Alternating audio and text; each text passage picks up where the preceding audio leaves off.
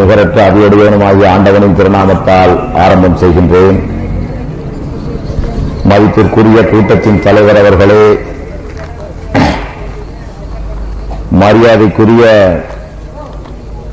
பழனிமா நகரத்தின் நகரமன்ற தலைவர் கே குமாரசாமி பிஏபிஎல் அவர்களே, மற்றும் மரியாதைக்குரிய நகரமன்ற தலைவர் திண்டுக்கல் நகரமன்ற தலைவரும் அண்ணா மாவட்ட துணை செயலாளருமான எங்களுடைய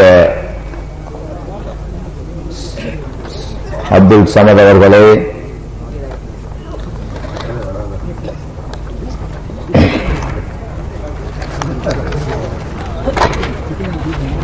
மற்றுமுள்ள கூட்டத்திற்கு ஏற்பாடு செய்த அனைத்து நல்ல உடன்பிறப்புகள் அனைத்துக்கும் என் நன்றியை கூறி என் உரையினை விரைவில் ஆரம்பம் செய்கிறேன். 1979 ஆண்டு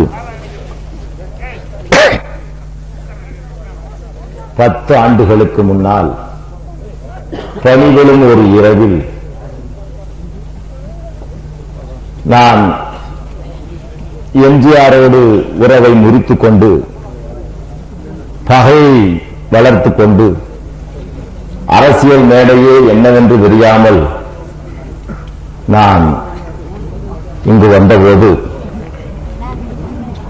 ஒரு நாள் என் தாய் வீட்டில் ஓய்வெடுத்துவிட்டு செல்லலாம் என்று வந்தேன். அந்த 10 ஆண்டுகளுக்கு முன் நடந்த நிகழ்ச்சியை நான் எண்ணி பார்க்கின்றேன். அன்று எனக்கு மேடை பேச்சு வராத நிலை. அந்த நிலையில் எம்ஜிஆருக்கும் எனக்கும் இருந்த உறவுகள் கலைஞரால் வெளிப்படுத்தப்பட்டு சட்டமன்றத்திலே அவைகள் வெளிக்கொணரப்பட்டு அதன் பின்னால் என்னை கொலை செய்ய எம்ஜிஆர் முயற்சி செய்த போது அவைகளை முறியடிக்க கூட வழி தெரியாமல் பேசவும் சக்தியற்ற நிலையில் நான் என் தாய் வீடு நோக்கி வந்தேன். இந்த மண்ணின் மைந்தர்கள் நாம். இந்த மண்ணைத்தான் என் தாயும் தன் மசக்கையின் போது உண்டவர். அதனால் நாமெல்லாம் இதை ஒரு தாய் வீடாகவே கருதி எப்பொழுது தொல்லை வருகிறதோ அப்போதெல்லாம் ஆயக்குடிக்கு வருவது வழக்கம். 10 ஆண்டுக்கு முன் இதே இடத்திலோ அல்லது வேறு இடத்திலோ தெரியாது என்னை அழைத்து வந்து அன்பு சகோதரர் மதிப்பிற்கும் மரியாதைக்கும் உரிய முஸ்லிம் லீக்கின் அன்றைய தலைவராக இருந்த அண்ணன் நைனா முகமது அவர்கள் என்னை அழைத்து வந்து என்னை இந்த மேடையில் முதலில் பேச வைத்தார்கள். எனக்கு பின்னால் இன்னொருவர் பேசினார். அப்பொழுது எனக்கு மேடை நாகரிகம் தெரியாது, நின்றே பேசக்கூடிய சூழ்நிலை. அன்று அவர் எனக்கு கொடியை கொடுத்து என் கையிலே வாளை கொடுத்து போராடுங்கள் என்று என்னை வாழ்த்தி அனுப்பிய முதல் மண்ணின் மைந்தர்கள் நீங்கள். உங்களுக்கு நான் எல்லா வகையிலும் நன்றி கடன்பட்டவன். அன்று என்னை அனுப்பும் பொழுது இந்த ஊரே வாழ்த்தி அனுப்பியது. அப்பொழுது நான் இந்த மேடையில் பேசிய பேச்சின் கேசட்டை மறுபடியும் 10 ஆண்டு கழித்து தேதி இவர்கள் கேட்டபின் போட்டு கேட்டேன். கலைஞரை மீண்டும் ஆட்சியில் அமர்த்திவிட்டுத்தான் இந்த ஆயக்குடி மண்ணையே மிதித்தேன். எம்ஜிஆரின் கதையை முடித்துவிட்டுத்தான் இந்த ஆயக்குடி மண்ணையே மிதித்தேன். அன்று நான் சபதமேற்றேன். இன்று நான் அந்த சபதத்தை நிறைவேற்றியவனாக வந்து நிற்கின்றேன். சுமார் 28 வயதுள்ள ஒரு இளைஞனுக்கும் 78 வயதுள்ள ஒரு கிழவனுக்கும் ஏற்பட்ட உறவு. அவரை நம்பி அவர் கப்பலிலே நான் சென்று அந்த கடலிலே விழுந்து கட்டை கிடைக்காமல் தவறிய என்னை திராவிட முன்னேற்ற கழகம் என்ற கப்பல் வந்து காப்பாற்றி கரை சேர்ந்த எம்ஜிஆரோ அந்த கப்பலை எவ்வளவு தொல்லைகளுக்கு ஆளாக்க முடியுமோ அவ்வளவு தொல்லைகளுக்கு ஆளாக்க முனைந்த போது அவைகளையெல்லாம் தாங்கி அவர்களோடு சேர்ந்து அவர்களுடைய எழுச்சி வீழ்ச்சி புயல் மேடு பள்ளம் அனைத்தையும் கடந்து அந்த கழகம் என்ற கப்பலை தாங்கிய மாலுமியாக இருந்த கலைஞர் அவர்களோடு துறைமுகம் தொகுதி வந்து நங்கூரம் பாய்ச்சி துறைமுகத்திலே அவருக்கு மகுடம் சூட்டிவிட்டு நான் என் தாய் வீடு நோக்கி ஓடி வந்தேன். வந்தபோதுதான் தெரிந்தது நான் சென்ற இடம் சிறப்பாக இருக்கின்றது, வந்த இடத்திலோ என்னுடைய சொந்த வீடு பாழடைந்து கிடக்கின்றது என்று இங்கு இருகூறாக நிற்கின்றோம் இஸ்லாமிய சமுதாய மக்கள். அன்று என்னை வாழ்த்தி மேடை போட்டு என்னை அனுப்பிய அதே சகோதரர்கள் இன்று தூரம் நின்று பார்க்க வேண்டிய ஒரு நிலைமைக்கு எங்களை தள்ளிவிட்டார்கள். இதற்கு பெயர் ஜனநாயக நாடு. சரி, வருத்தத்தோடு தான் நான் இங்கு பேசுவதற்கு ஒத்துக்கொண்டேன். பலர் வாழ்த்த வரவேண்டிய இடம் இருந்தாலும் இரு அணிகளாக நாங்கள் நிற்கின்றோம். கருத்தால் நாங்கள் மாறுபட்டு நின்றிருந்தாலும் கூட உள்ளத்தால் நாங்கள் பிணைக்கப்பட்டவர்கள் தான். சரி, இது நம்முடைய ஆயக்குடி. இந்த மண்ணிலே நீங்கள் என்னை முதல் மேடை ஏற்றினீர்கள். இன்று நான் 108 நாடுகளில் முழங்கிவிட்டு பல ஆயிரக்கணக்கான கூட்டங்களை போட்டுவிட்டு பல முறை பல சிறைச்சாலைகளை சென்றுவிட்டு பல தேர்தல் தோல்விகளை எல்லாம் தழுவிவிட்டு ஒரே ஒரு வெற்றியையும் சந்தித்துவிட்டு இங்கு வந்து உங்களோடு நடந்த கதைகளை கலந்துரையாடிவிட்டு செல்ல ஒரு நல்ல வாய்ப்பினை நல்கியுள்ளீர்கள். உங்கள் அனைவருக்கும் என் இளமார்ந்த நன்றியை மீண்டும் கூறிக்கொண்டு, நான் ஏதோ ஒரு தூர தேசத்தவனைப் போல் பார்க்க வேண்டாம், உங்கள் சொந்த வீட்டு பிள்ளையைப் போல் பார்த்து நான் சொல்லுகின்ற கருத்தில் உள்ள நல்லது கெட்டவைகளை எனக்கு எடுத்து சொல்லும்படி கேட்டுக்கொண்டு என் உரையினை ஆரம்பம் செய்கின்றேன்.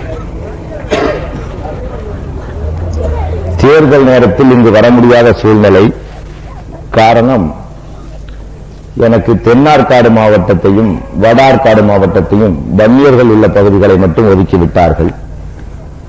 அவசரமாக நம்முடைய திண்டுக்கல் நகரசபை தலைவர் அவர்கள் கடிதம் கொடுத்து விட்டதால் அண்ணா மாவட்டத்திற்கு ஒரு நாள் வந்து போக வேண்டியிருந்தது. பள்ளப்பட்டிக்கும் வந்து செல்ல வேண்டியிருந்தது. அடுத்து தாராபுரத்துக்கும் வந்து செல்ல வேண்டியிருந்தது. 64 தொகுதிகளில் குக்கிராமங்களில் கூட்டி மக்களை நாம் விளக்கங்களை சொல்லி அவர்கள் ஏற்று ஒரு வெற்றியை தந்தார்கள். இன்னும் அந்த வெற்றி விழாவுக்கு சென்றுவிட்டு அவர்களெல்லாம் வந்துவிட்டார்கள். நான் வாழ்த்த கூட செல்ல முடியவில்லை. காரணம், எனக்கு மழை விட்டும் தூவானம் விடாமல் இருக்கின்றது. எங்கே போய்விடப் போகிறது? இன்னும் 10 ஆண்டு காலமோ 5 ஆண்டு காலமோ இருக்கிறது, சென்று பார்த்துக் கொள்வோம் என்று வந்தேன். வந்த இடத்தில் இந்த பணியினை முடித்துவிட்டு செல்கிறேன். இங்கே நான் வரும்பொழுது இங்கு 3 விதமான நோட்டீஸ்கள் போட்டிருந்தார்கள்.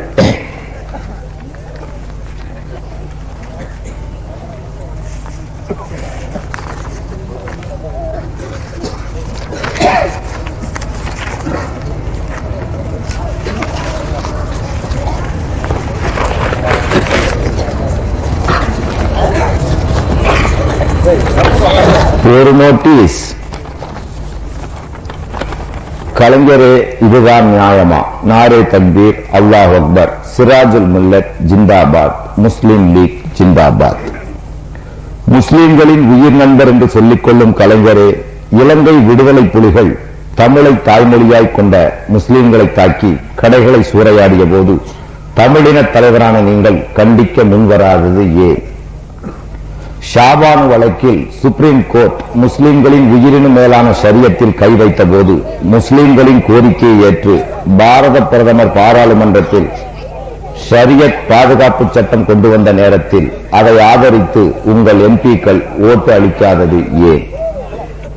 தமிழகம் உங்களை ஒதுக்கிவிட்ட நேரத்திலும் துன்பத்திலும் துயரங்களிலும் தோளோடு தோள் நின்று 20 ஆண்டு கால தோழமை காத்த முஸ்லிம் லீக்கை எதிர்த்து நின்று தோற்கடிப்போம், விலாசம் இல்லாமல் ஆக்குவோம் என்று தீர்மானம் நிறைவேற்றிய இடது கம்யூனிஸ்டுகளுடன் உறவை முறித்துக் கொள்ளாதது ஏன்?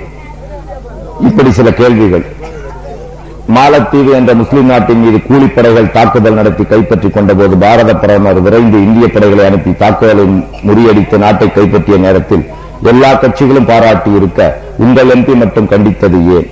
உலக முஸ்லிம்களின் உயிரினும் மேலான நபிகள் நாயகம் ஸல்லல்லாஹு அலைஹி வஸல்லம் பற்றி அவதூறாக, கேவலமாக, கீழ்த்தரமாக எழுதப்பட்ட சல்மான் ருஷ்டி என்ற ஷைத்தானின் சாத்தானிய வசனங்கள் என்ற இழிவான புத்தகத்தை அறிந்து இந்திய முஸ்லிம்கள் கொதித்து எழுந்தபோது முஸ்லிம்களின் உணர்வை மதித்து பாரத பிரதமர் தாமதிக்காமல் அப்புத்தகத்தை தடை செய்திருக்கையில் முஸ்லிம்களின் உள்ளங்களை புண்படுத்திய கீழ்த்தரமான புத்தகத்தை கண்டிக்க கூட மனம் வராதது ஏன்?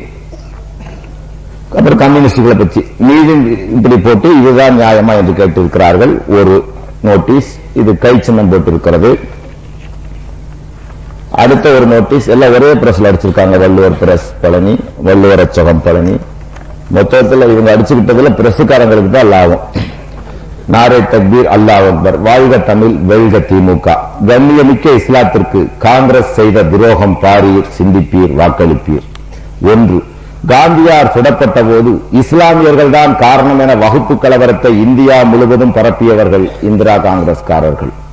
1967 பொது தேர்தலில் பேரறிஞர் அண்ணாவையும் கண்ணியமிக்க காகிதம் இல்லத்தவர்களையும் கழுதையின் மேல் அமர்த்தி கார்ட்டூன் வரைந்து கேவலப்படுத்தியவர்கள் காங்கிரஸ்காரர்கள். முஸ்லீம் லீக் செத்த குதிரை, குளிதோண்டி புதைக்க வேண்டிய கட்சி என்று பேசியவர் பிரதமர் ஜவஹர்லால் நேரு. 4. 20 ஆண்டு ஆட்சி காலத்தில் முஸ்லிம்களுக்கு உயர் பதவி தரக்கூடாது என அரசுக்கு ரகசிய உத்தரவு வழங்கியவர்கள் காங்கிரஸ்காரர்கள். 5. டெல்லியை அழகு நகரமாக்க 50க்கும் மேற்பட்ட பள்ளிவாசல்களை மீசா காலத்தில் இடித்து தரைமட்டமாக்கியவர்கள் காங்கிரஸ்காரர்கள். 6. மிசா காலத்தில் முஸ்லிம்களை கட்டாயப்படுத்தி கருத்தடை செய்தது காங்கிரஸ் ஆட்சியில்தான். 7. வடநாட்டில் சிவசேனா கட்சியுடன் கூட்டணி அமைத்தும் தமிழ்நாட்டில் RSS என்பதை கட்சியாக அதிமுக கட்சி மூலம் அங்கீகாரம் வழங்கியவர்கள் காங்கிரஸ்காரர்கள். 8. அதிமுக அரசு காயிதே மில்லத் பெயரில் மாவட்டம் அமைக்க முயன்ற போது துரோகியின் பெயரில் மாவட்டம் அமைக்காது என்று நோட்டீஸ் வெளியிட்டவர்களும் நீதிமன்றத்தில் தடை வாங்கியவர்களும் காங்கிரஸ்காரர்கள். 9. மீனாட்சிபுரம் சம்பவத்திற்கு பிறகு மதம் மாற தடை சட்டம் வேண்டும் என அதிமுக அரசை கட்டாயப்படுத்தியவர்கள் காங்கிரஸ்காரர்கள். 10. சட்டசபையில் பள்ளிவாசல்களில் பாங்கு சொல்வது தூக்கத்திற்கு இடைஞ்சல் என அதிமுக உறுப்பினர் பண்ணை சேதுராமன் பேசியதற்கு ஒலிபரப்பின் மூலம் பாங்கு சொல்ல தடை செய்ய வேண்டும் என்று சட்டசபையில் பேசியவர்கள் காங்கிரஸ்காரர்கள். 11. வக்ஃப் வாரியத்தில் முஸ்லிம்களை தலைவராக போடாமல் ஒரு முஸ்லீம் அல்லாதவரை KKSSR தலைவராக நியமித்த அதிமுக அரசை வற்புறுத்தியவர்கள் காங்கிரஸ்காரர்கள். மாலத்தீவை மீட்டுக் கொடுத்ததாக கூறும் அப்துல் சமது பிரிவினரே 1000 ஆண்டுகளாக முஸ்லிம்கள் வசமிருந்த பாபர் மசூதியை இந்து முன்னணியிடம் ஒப்படைத்த ராஜீவ் அவர்களிடம் கூட்டணி அமைப்பது நியாயம்தானா? 13. 1000 ஆண்டுகளாக இருந்து வந்த அரபி பாடமொழியை ஜாமியா பல்கழகத்தில் இருந்து அகற்றிவிட்ட ராஜீவ்காந்தி மீண்டும் அரபி மொழியை கட்டாய பாடமாக்கி முஸ்லிம்களின் உரிமையை வழங்க முன்வருவாரா? 14. காஷ்மீர் சிங்கம் ஷேக் அப்துல்லாவை தேச விரோதம் என குற்றம் சாட்டி பல ஆண்டுகள் கொடுமை சிறையில் அடைத்தது காங்கிரஸ் ஆட்சி. சுதந்திர போராட்ட காலத்தில் ஜெய் ஹிந்த், அல்லாஹ் அக்பர் என கோஷமிட்ட மேடையில் முழங்கிய காங்கிரஸ்காரர்கள் இடையிலே 20 ஆண்டுகளாக அல்லாஹ் அக்பரை மறந்துவிட்டு தற்போது மட்டும் கூறுகிறார்களே, சமுதாயத்தின் அனுதாபத்தை பெறுவதற்காகவா? ஆண்டவனால் இறக்கப்பட்ட ஷரியத் சட்டத்தில் ராஜீவ்காந்தி கை வைத்து எதிர்ப்புகள் அதிகமானதும் முஸ்லிம்களின் அனுதாபத்தை பெற மீண்டும் பாராளுமன்றத்தில் தீர்மானம் கொண்டு வந்தவர்கள் காங்கிரஸ்காரர்கள். இப்படிக்கு திராவிட முன்னேற்ற கழகம், இந்திய யூனியன் முஸ்லீம் லீக், லத்தீப் பிரிவு, பாலசமுத்திரம், வள்ளுவரச்சகம், பழனி, இப்படி ஒரு நோட்டீஸ். அடுத்து கண்ணியமிக்க இஸ்லாத்தை கண்ணியப்படுத்திய கலைஞர் ஆட்சியில் இஸ்லாமியர்களுக்கு செய்த சாதனை பாரின்னு சாதனை பட்டியல் ஒன்று. இன்னொன்று, துரோக நடவடிக்கைகளுக்கு இடம் தராதீர்கள். சமுதாய துறைகள் யார்? வால் பிடிப்பது அல்லது கால் பிடிப்பது உலமாக்கள் தொண்டு. ஓட்டு பிச்சை கேட்கும் தர்வேஷ்கள் உலமாக்கள். ஜமாத்துல் உலமா தலைவர்கள் மார்க்க அறிவு அற்றவர்கள். தேர்வு காலங்களில் கோழி பிரியாணிக்காக தோன்றும் பாலர்கள். உலமாக்களை இழிவுபடுத்தி அப்துல் சமதிற்கு ஜமாத்துல் உலமா துணை நிற்பதா? தந்தைக்குரிய உலமாக்களே சிந்திப்பீர். மார்க்க சம்பந்தப்பட்ட ஆய்வுகளிலே ஈடுபட்டு சமுதாயத்திற்கு உணர்வூட்ட வேண்டிய மேதைகளின் சபையாக கருதப்பட வேண்டிய ஜமாத்துல் உலமா கடந்த காலத்திலே காங்கிரசுக்கு எடுபடிகளாக தொடர்ந்து சேவையாற்றிய காரணத்தாலும் தேர்தல் காலங்களிலே காங்கிரசுக்கு ஓட்டு பிச்சை கேட்கும் தர்வேஷுகளாக வேஷம் போட்ட காரணத்தினாலும் சமுதாயத்திலே செல்லா காசுக்களாக இவர்கள் ஆக்கப்பட்டார்கள். எனினும் காங்கிரசுக்காகவே வாழ்க்கைப்பட்டு விட்ட சில மௌலானாக்கள் ஆங்காங்கே தாடி மீசை வைத்தவர்கள் எல்லாம் உலமா என்ற பட்டியலிலே சேர்த்துக் கொண்டு தேர்தல் காலத்திலே சில பகுதிகளில் தலைகாட்டி வந்தனர். சில காலத்திற்கு பிறகு தாடி வைத்தவர்களுக்கு கூட அந்த சபையிலே பஞ்சம் வந்துவிடவே மழுங்கச் சிறைத்த மார்க்க அறிவு அற்றவர்களை எல்லாம் ஜமாத்துல் உலமா தலைவர்களாக அறிமுகப்படுத்தப்பட வேண்டிய அவல நிலை அந்த சபைக்கு வந்து சேர்ந்தது. காங்கிரசுக்கு வால் பிடிப்பது அல்லது கால் பிடிப்பது என்பதுதான் அவர்களின் திருத்தொண்டு என்று ஆகிவிட்ட பிறகு சமுதாயத்துக்கும் அவர்களுக்கும் சம்பந்தமே இல்லாமல் ஆகிவிட்டது. தேர்தல் காலங்களில் முஸ்லிம்களில் பெரும்பான்மையான தொகுதிகளில் காங்கிரசின் சார்பாக கோழி பிரியாணி சமைக்கப்பட்ட தொகுதிகளில் இவர்களில் சிலர் தோன்றி மறைந்ததுடன் இவர் நடவடிக்கைகளுக்கு முற்றுப்புள்ளி வைக்கப்பட்டது. இப்படி எழுதியவர் AK அப்துல் சமத் எழுதிய கட்டுரையின் சில பகுதிகள். ஆதாரம் உரிமை குரல் வார ஏடு 25/4/1966. சங்கைக்குரிய உலமாக்களை கேவலப்படுத்தி இழிவுபடுத்தி இருப்பது இன்று முஸ்லீம் லீக்கின் தலைவர் என்று சொல்லி அரசியல் நடத்தும் அப்துல் சமத் அவர்கள்தான். சமுதாய துரோக நடவடிக்கைகளில் ஈடுபட்டு வரும் அப்துல் சமத் அவர்களை ஆதரவு தரும் ஜமாத்துல் உலமா இந்த கருத்தை ஏற்றுக்கொண்டதாக அறிவிக்குமா? இந்த கருத்தை ஏற்றுக்கொள்ளாவிட்டால் அந்த சபை அப்துல் சமதை ஏன் ஆதரிக்க வேண்டும்? சங்கைக்குரிய உலமாக்களே சிந்திப்பீர். இவனம் இஸ்லாமிய நற்பணி மன்றம், வடார்காடு மாவட்டம். இப்படி எங்கு சென்றாலும் நோட்டீஸ்களை போட்டு வைத்திருந்தார்கள். அன்பான என்னுடைய இஸ்லாமிய சமுதாய மக்களே, நீங்கள் திருக்குரானையே படிக்கவில்லை என்றுதான் கருதுகிறேன். ஒருவரை ஒருவர் குறை சொல்லி இப்படியா நோட்டீஸ் போடுவது? எவனோ காதிற்காக நீங்கள் ஏன் பிரிந்திருக்கிறீர்கள்? நான் பொது மனிதன், திராவிட முன்னேற்ற கழகத்தின் அனுதாபியை தவிர இதுநாள் வரை எந்த கட்சியிலும் நான் உறுப்பினராக இல்லை. எனக்கு மனதில் பட்டதை உங்களுடைய கருத்தில் வைத்துக் கொள்கிறேன். ஏற்றுக்கொள்வதும் எடுத்து எறிவதும் உங்கள் தலையெழுத்தை பொறுத்த விஷயம்.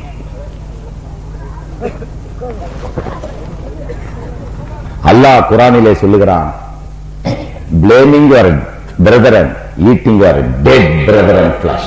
உன்னுடைய சொந்த இன்னொரு சகோதரனை குறை கூறுவது சொந்த சகோதரனின் செத்த சவத்தின் சதையை கடித்து உண்பதற்கு சமானம். ஒருவனை ஒரு முஸ்லீமை முஸ்லீம் குறை கூறுவது, இதை மறந்துவிட்டால் நீங்கள் நடக்கிறீர்கள். இப்படியா நோட்டீஸ் போட்டுக் கொள்வது? பார்ப்பனர்களின் துவேஷங்களுக்கு ஆளாகிவிட்டீர்களே தோழர்களே.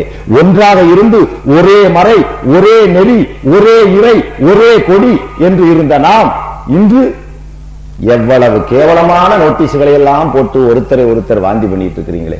நீங்கள் இறந்தால் தூக்க வேண்டிய தோள்கள் எங்களுடையது, நாங்கள் இறந்தால் தூக்க வேண்டிய தோள்கள் உங்களுடையது. சரி, என்னுடைய கருத்தை நான் திராவிட முன்னேற்ற கழகத்துக்கு என்னுடைய ஆதரவை நான் ஏன் நல்கினேன் என்கின்ற ஒரு சில கருத்துக்களை மட்டும் கூறிவிட்டு உங்களிடமிருந்து அரசியலுக்கு முற்றுப்புள்ளி. என்னுடைய முதல் மேடையும் இதுதான், என்னுடைய இறுதி அரசியல் மேடையும் இதுவாகத்தான் இருக்கும்.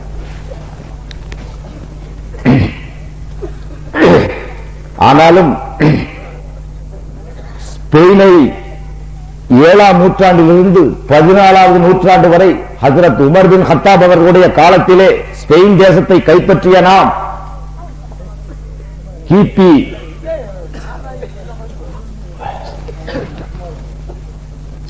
780 17வது நூற்றாண்டு வரை கிட்டத்தட்ட 700 ஆண்டுகள் ஸ்பெயினை நாம் ஆண்டோம். இன்று ஸ்பெயினில் ஒரு முஸ்லிம் கிடையாது. ஒரே ஒரு பள்ளியை சென்ற ஆண்டு நான் சென்று திறந்து வைப்பதற்கு அந்த பிரதமரிடம் கெஞ்சி என்று கெஞ்ச வேண்டியதாகிவிட்டது. ஒரு போர்க்களத்தையே தூண்ட வேண்டியதாகிவிட்டது.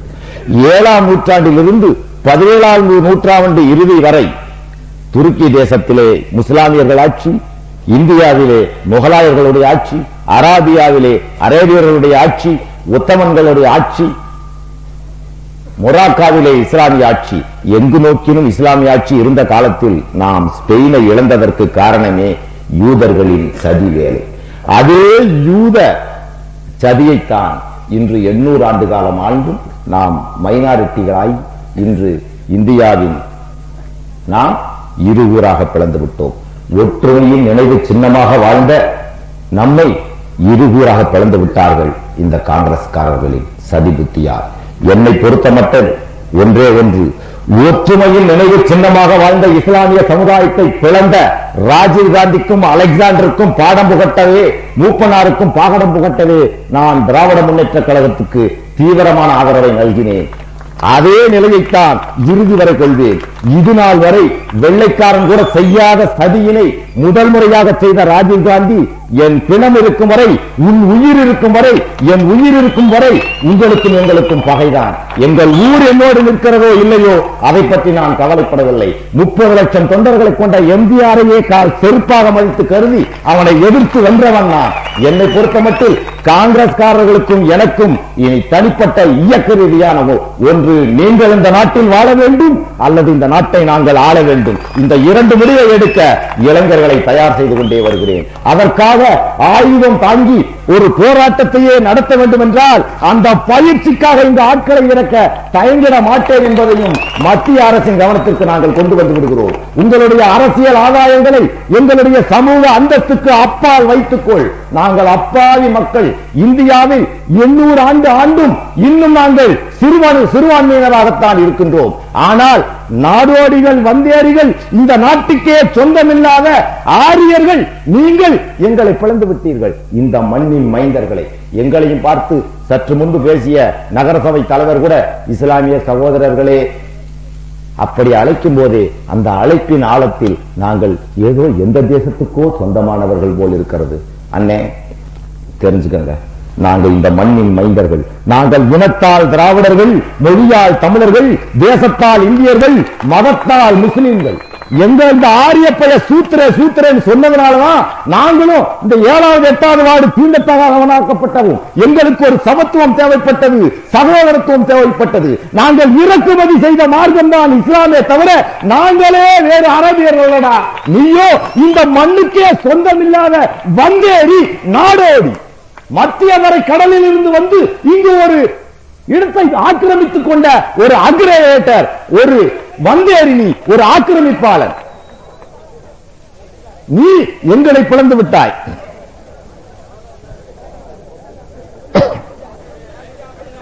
இன்று 2% உள்ள வன்னியர்கள் இடஒதுக்கீடுக்காக போராடிவிட்டார்கள். அப்போ அவங்களை காரணம் காட்டி தேர்தலையே தள்ளி வச்சாங்க. அப்ப கூட நான் கலைஞர்லாம் சொன்னேன், இதுக்காக போய் நம்ம இவ்வளவு தொங்க வேண்டாம். டாக்டர் ராமதாஸ் நாங்கெல்லாம் தலித்னு ஒரு இயக்கம் வச்சிருக்கிறோம், அம்பேத்கர் மன்றம் மற்றும் உள்ள தாழ்த்தப்பட்ட ஆதி திராவிடர்கள், இளைய பெருமாள், நாங்கெல்லாம் சேர்ந்து சிறுபான்மையினர்கள், கிறிஸ்துவர்கள், முஸ்லிம்கள் சேர்ந்து தலித்னு ஒரு இயக்கம் வச்சிருக்கோம். அந்த இயக்கத்தில் ராமதாஸ் உறுப்பினரா இருக்காரு. நான் சொல்லி சரி பண்ணிக்கிறேன் தலைவர், அவசரப்பட வேண்டாம். அப்படியே அந்த 2% ஓட்டு விழுகாதனால நாட்டுக்கு ஒரு பெரிய நஷ்டம் ஏற்பட்டு போறது இல்ல. வழக்கமா 30% எரும மாடு எப்பவுமே ஓட்டு போடுறது இல்ல, 70% தான் ஓட்டு போடுறாங்க. அதோட சேர்ந்து இந்த 2% புதுசா வந்த 2% சேரும்போது இது ஈக்குவலைஸ் ஆயிடுது. நீங்க அதை பத்தி கவலைப்படாதீங்க, நான் சரி பண்ணிக்கிறேன். வன்னியர்கள்ட்ட போய் நான் எடுத்து பிரச்சனைகளை பேசி அந்த இவங்க பிளான் பண்ணது என்னன்னா, ஜாதி கலவரத்தை தூண்டிவிட்டு முஸ்லிம்களையும் வன்னியர்களையும் பிரிச்சிட்டோம்னா நார்த் ஆர்காட், சவுத் ஆர்காட், தஞ்சாவூர் வரை, தருமபுரி டிஸ்ட்ரிக்ட் வரை 60 சீட்டை உடைச்சிட்டா கலைஞர் போட்லின்னு நினைச்சாங்க. அதுக்காக எங்களை பழியிட்டுட்டான். நான் இப்ப அப்துல் சமதையோ முஸ்லீம் லீக்கையோ குறை சொல்ல தயாரா இல்லை. எழுதவன் இருக்க அம்பை நோக நான் அறிவு கட்ட முட்டாள் இல்லை. எங்களுக்குள்ள அடிச்சுக்கோம் பிடிச்சுக்குவோம். இன்னைக்கு நான் அப்துல் சமதை திட்டிக்கிட்டு பேசி நாளைக்கு அவரு போய் அந்த கோபாலபுரத்தில் ஏதாவது விழுந்து உடனே காலையில முரசொலி வாங்கி பாத்தீங்கன்னா, பார்த்தாயா பார்த்தாயா உடன்பிறப்பே எங்கள் பாசத்தின் பரிதவிப்பைன்னு கலைஞர் ஒரு கடிதம் எழுத இவங்கெல்லாம் பாராட்டு கூட்டம் போட நான் காரி துப்புனுவேன், தெருவில் நிக்கணும். எதுக்கு வம்பு?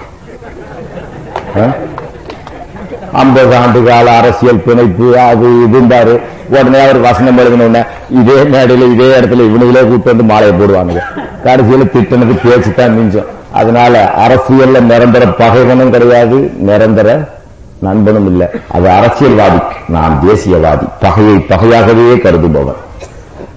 என்னை பொறுத்தமட்டுக்கு காங்கிரஸ் கதறு கிழிஞ்சா தைக்க முடியாது, காங்கிரஸ் காரணம் திருத்தவே முடியாது. அந்த துரோகிக உங்களை எப்படி வேணாலும் ஏமாற்றுவானுங்க. அவனுகளை ஒழிச்சிருந்தோம்னா இன்னைக்கு நம்மளை ஒழிச்சிருக்க மாட்டான். அதனால இப்ப அவனுகளை எப்படி எல்லாம் ஒழிக்கணும்னு திட்டம் போட்டுட்டு இறங்கிடுறேன். இது ஏதோ ஆட்சி இவர்கள் பிடித்து விட்ட அத்தா கொஞ்சம் சைலண்டா இருங்க. ஏதோ வருஷத்துல ஒரு நாள் 10 வருஷம் கழிச்சு பேசுறேன், கொஞ்சம் அமைதியா கேட்டுட்டு போங்கத்தா.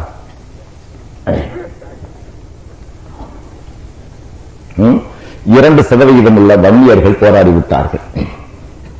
கொண்டு வேளாளர்கள் அவர்கள் இடஒதுக்கீடு பல கோரிக்கைகளை வைத்து போராடிவிட்டார்கள். அதேபோல் 24 மணி தெலுங்கு செட்டியார்களும் போராடிவிட்டார்கள். அனைத்து ஜாதியினரும் தினமொரு கோரிக்கையை வைத்து நாளொரு போராட்டத்தை அறிவித்து இந்த நாட்டில் பொது அமைதிக்கு பங்கம் விளைவித்திருக்கிறார்கள், பொது சொத்துக்கு நாசம் விளைவித்திருக்கிறார்கள். ஆனால் இந்த நாட்டில் இந்தியாவில் 14% உள்ள நாங்களும் தமிழகத்தில் மட்டும் 12% உள்ள இஸ்லாமிய சமுதாய மக்கள் இதுவரை கடந்த 40 ஆண்டு காலங்களில் பொது அமைதிக்கு பங்கம் விளைவித்ததாகவோ அல்லது பொது சொத்துக்கு நாசம் விளைவித்ததாகவோ தெருவிலே கோரிக்கையை எடுத்துக்கொண்டு நாங்கள் தெரு தெருவாக சுற்றியதாகவோ வரலாறே இல்லை. அமைதியான கூட்டமாக வாழ்ந்த எங்களுக்கு மதவெறியன் என்ற பெயரை சூட்டினார்கள் காங்கிரஸ்காரர்கள். யோசிச்சு பாருங்கள், எல்லா ஜாதியும் போராடிவிட்டன. ஏதாவது ஒரு வகையிலே பொது சொத்துக்கு நாசம் விளைவித்தார்கள், பொது அமைதிக்கு பங்கம் விளைவித்தார்கள். 12% இருந்தும் எங்களை விட 2% தான் அடுத்த ஜாதிக்காரர்கள் அதிகமாக இருக்கிறார்கள். இருந்தும் அவர்கள் எத்தனையோ உயிர்களை பலியிட்டு விட்டார்கள். தாங்களும் பலியானார்கள் சில நியாயமான கோரிக்கைகளை வைத்து. எங்களுக்கு இட ஒதுக்கீடுனா என்னன்னே தெரியாது, நாங்க போராடினதே கிடையாது. அதனால அவனுக்கு எங்களை கண்ட உடனே இழிச்சு வாய்ந்தலையில மிளகா அரைச்சிடலான்னு அழைச்சிட்டோம். அதுக்காக தான் ஒரு இளைஞர் பட்டாளத்தையே இப்ப நான் தயார் பண்ணிக்கிட்டு இருக்கிறேன். ஏன்னா எங்களுடைய வாழ்கள் இன்னும் புரியாருலடா, நாங்க பிடிச்சாதான்டா நீங்க சரியா வருவீங்கன்னு. உங்க தேசியம் நீரோட்டம் எல்லாத்துக்கும் ஒரு முடிவு கட்டலாம் நாங்க வந்துட்டோம். இனி கலைஞரே தடுத்தாலும் எங்களை நிறுத்த முடியாது. இஸ்லாமிய சமுதாய மக்கள் நாங்கள் ஒன்றுபடுவோம், எங்கள் உயர்வுகளுக்கும் உரிமைகளுக்கும் குரல் கொடுப்போம். அதை எதிர்த்தால் வன்முறையை தவிர எதையும் நாங்கள் இனிமேல் கை கொள்ள மாட்டோம். எங்களுடைய வன்முறை என்பது இந்த நாடே தாங்க முடியாத ஒரு போராட்டமாகத்தான் இருக்கும் என்பதை எச்சரித்துக் கொள்கிறேன். ஒன்று நீயா பிரித்து ஒன்று சேர்த்துவை, இல்ல இந்த இளைஞர்களோட நான் கிளம்பிட்டேன். என்ன நடக்கணும் எங்களுக்கே தெரியாது. பரவாயில்ல, என்ன இந்த ஊர்ல எங்களுக்கு கண்டு 1000 குழி, காணாமல் 1000 குழி. இருந்தாலும் சொல்லுகிறேன், என்னுடைய அன்பு சகோதரர்களே, ஆயக்குடி ஜமாத்தார்களே, எனக்கு ஒரு 6 அடி நிலத்தை அகழ்ந்து இங்கு வையுங்கள். நான் அமெரிக்காவிலே சென்று மறுத்தானாலும் என் மையத்தை இங்கு கொண்டு வந்து அடக்கம் பண்ணுங்கள். நான் ஒரு புதிய எழுச்சியான இஸ்லாமிய சமுதாயத்தை, வீரமிக்க இளைஞர்களை உருவாக்கி காட்டுகிறேன். அப்படி அந்த போராட்டத்தின் மத்தியில் என் உயிர் போனால் என் பிணத்தை எங்கிருந்தாலும் கொண்டு வந்து நீங்கள் ஆயக்குடியிலே அடக்கம் பண்ணுங்கள். என் அம்மா எந்த மண்ணை எடுத்து சிந்திச்சோ மசக்கில அதே மண்ணில் எண்ணெய் போட்டு புதையுங்கள் என்று உங்களுக்கு விண்ணப்பித்து விட்டு நீங்கள் என்று அன்று ஏற்றி விட்டீர்கள். இன்று வெற்றி கொடியோடு நின்றேன். இன்று என்னை வழி அனுப்பி வையுங்கள். மீண்டும் வெற்றி கொடியோடு இங்கு வந்து நின்று காட்டுகின்றேன். ஏண்டா ஒவ்வொருத்தரும் கூப்பிட்டு எங்களை ஜாதி சங்கம் கூப்பிட்டாங்க. சரி, ஏதோ நம்மள எல்லாம் கூப்பிட்டு நமக்கு எல்லாம் சலுகை செய்வான். நாங்கெல்லாம் போய் சோழா ஹோட்டல்ல ரூம் போட்டு எல்லாத்தையும் வச்சோன்னே ராம்தாஸ் வந்தாரு, டாக்டர் சேப்பன் வந்தாரு, இவங்க வந்தாங்க, இளைய பெருமாள் வந்தாரு, பாஸ்கரன் வந்தாரு, குப்புசாமி கவுண்டர் வந்தாரு, எல்லாம் வந்து உட்கார்ந்தாங்க. உங்களுக்கு எவ்வளவுங்க? 2.5% எழுதிக்கோ. உங்களுக்கு எவ்வளவுங்க? 2.5%. உங்களுக்கு எவ்வளவுங்க? 2.5%. முத்துராமலிங்க மூக்கியாத்தவர் மகன் டாக்டர் முத்துராமலிங்கம் வந்தார். உங்களுக்கு எவ்வளவுங்க? 2.5% முக்குளத்தோர், அவர் எழுதிக்கோ. நாடார்கள் உங்களுக்கு எவ்வளவுப்பா? ஜெயகாந்தன், அவன் 2.5% எழுதிக்கோ. எல்லாம் எழுதியாச்சு. எங்களுக்கு 12% எங்களுக்கு எழுதியாச்சு. இவங்க சொன்ன கணக்கெல்லாம் எடுத்தோம். தமிழ்நாட்டினோட சென்சஸ் எடுத்த கணக்கின்படி 7.5%, 7.5 கோடி. எடுக்காத கணக்கு 8 கோடி தமிழ்நாட்டினோட மொத்த ஜனத்தொகை. இவங்க கொடுத்த கணக்கெல்லாம் கூட்டி கால்குலேட்டர்ல அடிச்சு பார்த்தா 36 கோடி ஜனத்தொகை வருது. அப்ப நான் யோசிச்சு பார்த்தேன், 2% உள்ளவனை கண்டெல்லாம் இந்த நாடு பயப்படும் போது 14% முஸ்லிம்களில் இன்று 10% பேர் நான் குத்துறான்னா குத்துறதுக்கு தயாரா இருக்கும்போது எனக்கே ஏன் பலம் தெரியாம போச்சு. ஆடாடா ஏமாந்துட்டேன்டான்னு நினைச்சேன். இப்ப அவங்கள நான் தயார் பண்ணணும், அவ்வளவுதான். அதை பத்தி எனக்கு கவலை இல்லை. ஏன்னா இங்க இருக்கிற வன்னியர் அடிச்சா கேட்க நாதி கிடையாது. இங்க இருக்கிற அரிஜன் அடிச்சா எவனும் கேட்க மாட்டேங்கிறீங்க. பக்கத்து தெருவில் இருக்கிற மனைவியார கூட வந்து கேட்க மாட்டேங்கிறீங்க. ஆனா எல்லாரும் இந்துக்கள் இருக்கிறோம், எல்லாரும் தமிழ் இருக்கிறோம், வாயில தான் சொல்லிக்கிறோம். இந்தியாலுமே அப்படி இருக்கிறோமா? அந்த தெருவுக்குள்ள நீங்க போகக்கூடாது, இந்த தெருவுக்குள்ள நாங்க போகக்கூடாது. ஆனா நம்ம எல்லாம் திராவிடர்கள் என்னமோ சொல்லிக்கிறோம். ஏதோ இந்த மாதிரி திமுக மாதிரி சில கூட்டங்கள் நடந்தாதான் நம்ம ஒண்ணு சேர்றோம் ஏதோ. ஆனா அந்த கூட்டம் கலைஞ்சிருச்சுன்னா அவரவர் பாட்டுக்கு அவரவர் வேலைக்கு தான் பாக்குறீங்க. அவன் வீட்டுல நெருப்பு பிடிச்சா அவன் தான் நமக்கு அணைச்சுக்கணும், உன் வீட்டுல நெருப்பு பிடிச்சா நீ தான் அணைச்சுக்கணும். எங்களுக்கு அப்படி இல்லை. பாகிஸ்தான்ல இருக்கிற முஸ்லீமுக்கு தேல் கொடுத்துச்சுன்னா, அமெரிக்காவில் இருக்கிற முஸ்லீமுக்கு தேல் கொடுத்துச்சுன்னா, ஆயக்குடியில் இருக்கிற முஸ்லீமுக்கு இது பிடிச்சுக்கும். என்ன பிடிச்சுக்கும்? நெரு கட்டிக்கும். நாங்க அது ஒரு தேசிய இனம், ஒரு யூனிவர்சல் பிரதர்ஹுட். எங்களை தொட்டினா அட அகில உலகமே கேட்கும்டா. ஒன்னே காங்கிரஸ்காரன தூக்கி போட்டு மிதிச்சா கேட்க நாதியே இல்லை.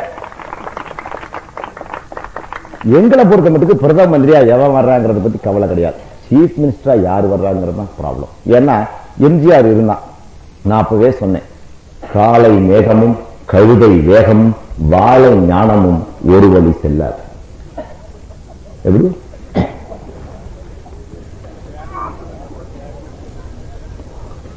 காலையில் வர்ற மேகத்தை வச்சு மழை பெய்யுமா பெய்யாதான் சொல்ல முடியாது. பெய்தாலும் பெய்யும், பெய்த்தாலும் பெய்த்துரும். அதே மாதிரி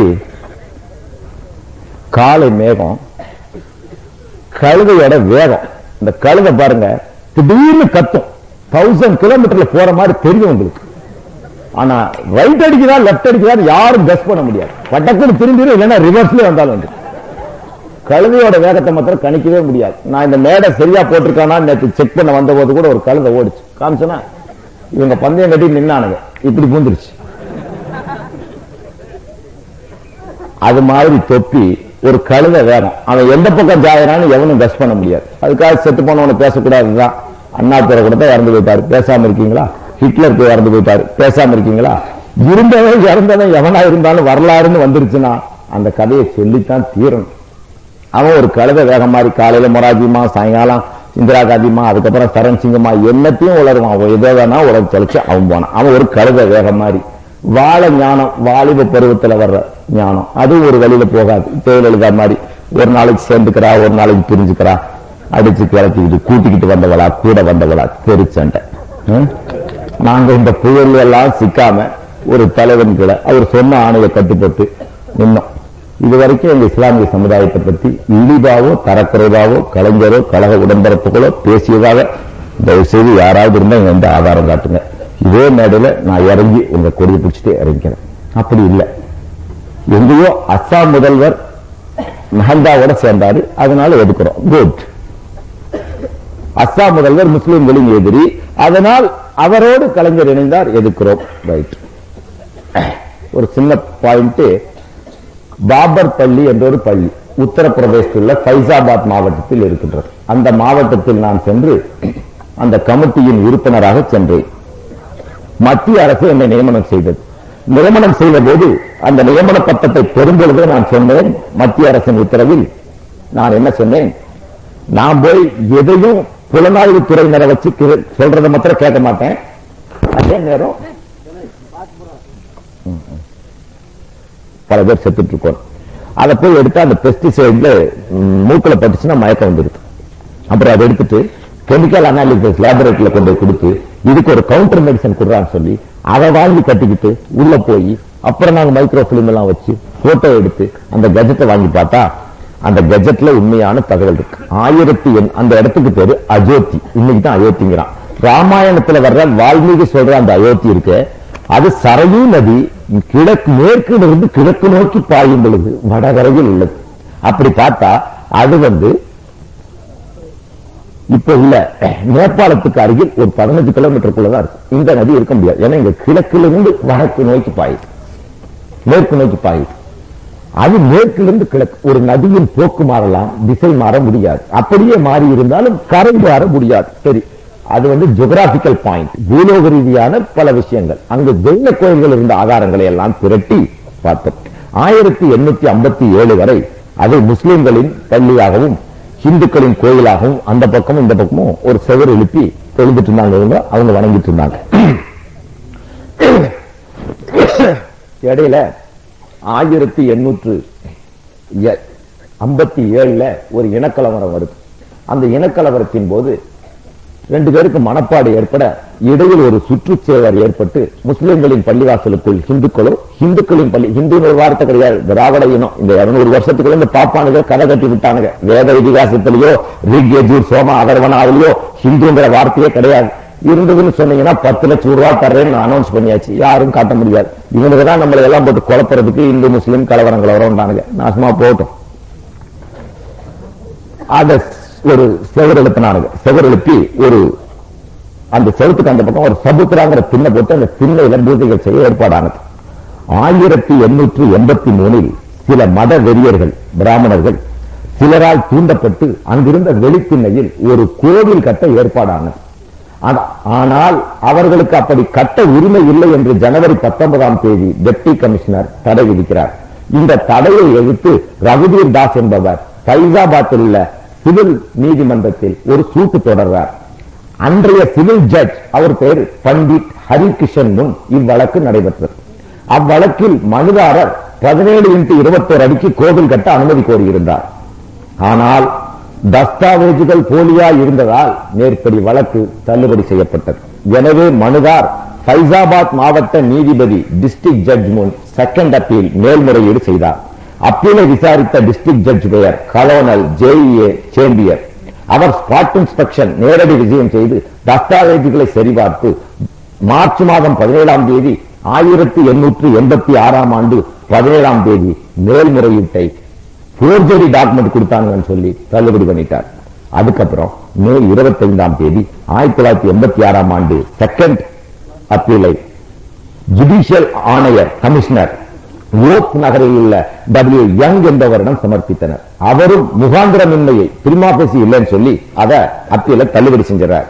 இத்துடன் இந்த நாஜிக்களின் வெறிகொண்ட கும்பல் ஓய்வு உகாந்தனை பிடிச்சி தேச பாதுகாப்பு சட்டத்தெல்லாம் வச்சு என்ன ஜெயிலுக்குள்ள எல்லாம் கொண்டு போய் வச்சு ஒரு நாள் நைட் நான் உங்க ஊர் டிஎஸ்பி இங்க மிஸ்டர் பழனிசாமி அவங்க அப்பாவோட வீடு கோபியில் இருக்கு, அங்க ஓய்வுக்கு போய் தங்கி இருக்கிறேன். திடீர்னு நடிச்சாமத்துல வந்து ஒரு 500 லாரியில போலீஸ் சுத்தி என்னைய பெரிய புளிய பிடிக்கிற மாதிரி பிடிச்சு தூக்கிட்டு போய் கண்ணையெல்லாம் கட்டி கொண்டு போய் இருட்டுக்குள்ள விட்டு திடீர்னு ஒரு இடுப்புல ஒரு உதவு விழுந்துச்சு. அவ்வளவுதான் தெரியும். சைடுக்குள்ள இருக்கிறோம், தண்ணியில கிடக்கிறேன். 3 நாள் ஆச்சு. என்ன எங்க கொண்டு போனாங்கன்னு கலைஞருக்கு யாரும் செய்தி அனுப்ப முடியல. அந்த நேரத்தில் திருமதி சுப்புலட்சுமி ஜெகதீசன் இதுல பேசிட்டு இருக்கிறாங்க கவுண்டப்பாடியில. நான் செய்தி சொல்ல முடியாத நிலைமை. இவனுக்கு எங்க வச்சிருக்காங்கன்னே தெரியல, எந்த சிறையில் இருக்கிறேன்னு தெரியல. கொஞ்ச நேரத்தில் இவளை குறவழி தண்ணியில நிப்பாட்டிட்டான். அப்பதான் எனக்கு இந்த ஸ்பைனல் கார்டுல ஜாம் ஆனது. அதுக்கு முன்னாடி எல்லாம் நல்லா ஹெல்த்தியரா இருந்தேன். அப்புறம் ஒரு நல்ல தண்ணீர் காலையில வரைக்கும் தண்ணியில நிப்பாட்டுவானுங்க, ஒரு மணி நேரம் வெயில நிப்பாட்டுவானுங்க, மறுபடியும் தூக்கி சிறையில போட்டுவானுங்க. இப்படியே போயிட்டு இருந்துச்சு. திடீர்னு ஒரு நாள் ஒரு பட்டாலியன் போலீஸ் வந்தானுங்க, மடன்னு உடைச்சானுங்க, ஒரு ரூமை பிடிச்சி உடைச்சானுங்க. திடீர்னு வந்தானுங்க, வாங்க வாங்கினானுங்க, ரொம்ப தாங்கினாங்க. என்னடா இது, நேற்று வரைக்கும் தூக்கி போட்டு மிதிக்கிறான், இன்னைக்கு என்னடா திடீர்னு கடுவை காட்டுறான்னு சொல்லிட்டு யோசனை பண்ணிட்டு நான் போய் 10வது பிளாக்ல ஒரு அரை எண்கத்துல என்ன கொண்டு தனியா அது உட்கார்ந்து இருக்கும் போது ஒரு கழக உடன்பிறப்பு, ஒரு கம்யூனிஸ்ட் கட்சிக்காரன் பாவம், அவனை நக்சலைட்னு சொல்லி உடம்பல்பட்ட பக்கத்துல இருந்து கொண்டு வந்து சிறு வயசுக்காரன் உள்ள போட்டாங்க. 12 வயசுல ஜூனியர் ஹோம் கொண்டவன் 20 வயசாயா இங்கே இருக்கிறான். அவன் கொண்டு வந்து மெதுவா ஒரு பேப்பரை நீட்டுறான். அந்த பேப்பர்ல என்ன போட்டு இருந்துச்சுன்னா,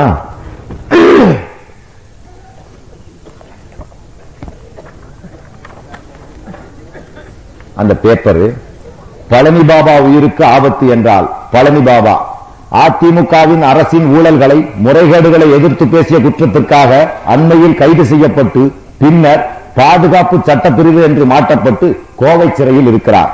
அவர் 24 மணி நேரமும் லாக்கப்பில் அடைக்கப்பட்டு அவரை பார்க்க உறவினர்களுக்கு கூட அனுமதி மறுக்கப்பட்ட நிலையில் இருப்பதாகவும், அதுவும் ஆயுள் தண்டனை பெற்ற கைதிகளை தண்டிக்கும் பிளாக்கில், அதாவது பிளாக் எண் 10 அறை எண் 20 அடைக்கப்பட்டிருப்பதாகவும், அவருக்கு எவ்வித வசதியும் செய்து தரப்படவில்லை என்றும், கடந்த 8ஆம் தேதி கைது செய்யப்பட்ட அவருக்கு 9ஆம் தேதி வரை உணவு தரப்படவில்லை என்றும், 9ஆம் தேதி அன்று ஒரே ஒரு குளிர்பானமும் 10, 11, 12ஆம் தேதி வரை நாள்தோறும் 2 வாழைப்பழங்கள் மட்டுமே உணவாக வழங்கப்படுவதாகவும், கடந்த 96 மணி நேரமாக அவருக்கு உணவு வழங்கப்படவே இல்லை என்றும், நெஞ்சு வலியால் அவர் தாங்க முடியாத நிலையில் அவதிப்படுவதாகவும் தெரிகிறது.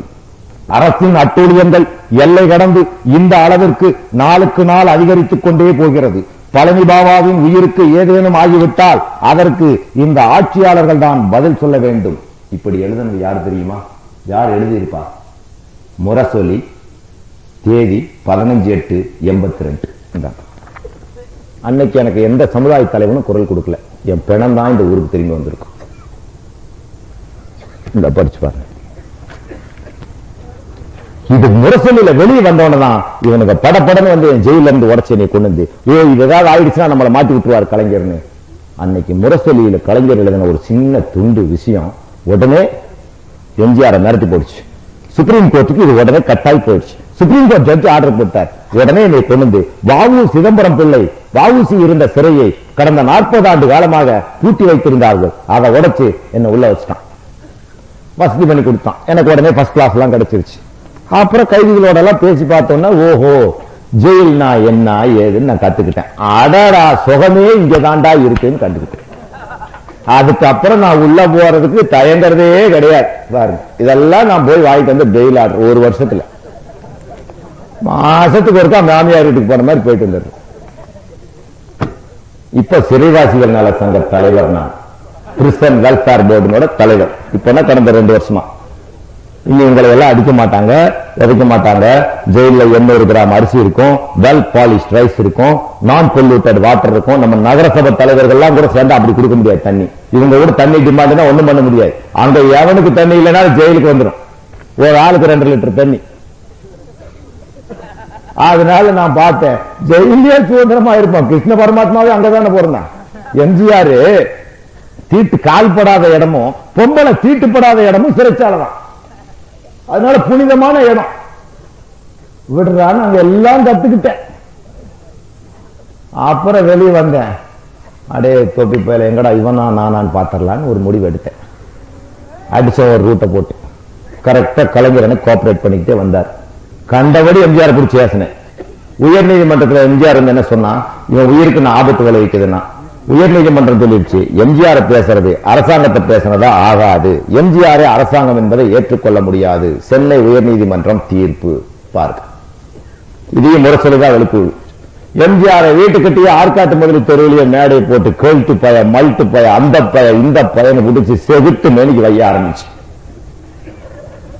அவன் ஆபீஸ்குள்ள எல்லாம் போந்து ஃபைல் எல்லாம் எடுத்து, நான் பல்கேரியாவுக்கு போயிருந்தேன்.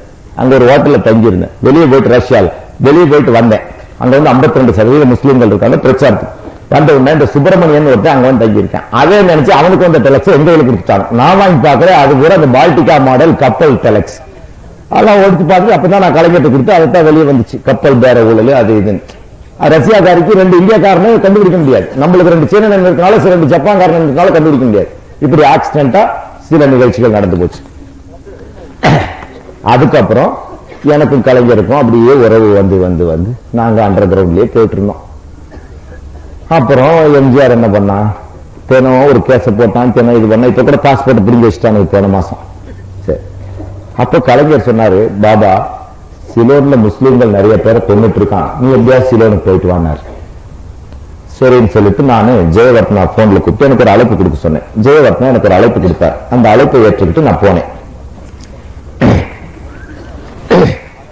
நான் ஒரு வீடியோ போட்டு காட்டுறேன். அங்க டிவி எல்லாம் செட் பண்ணிருக்கீங்களாப்பா?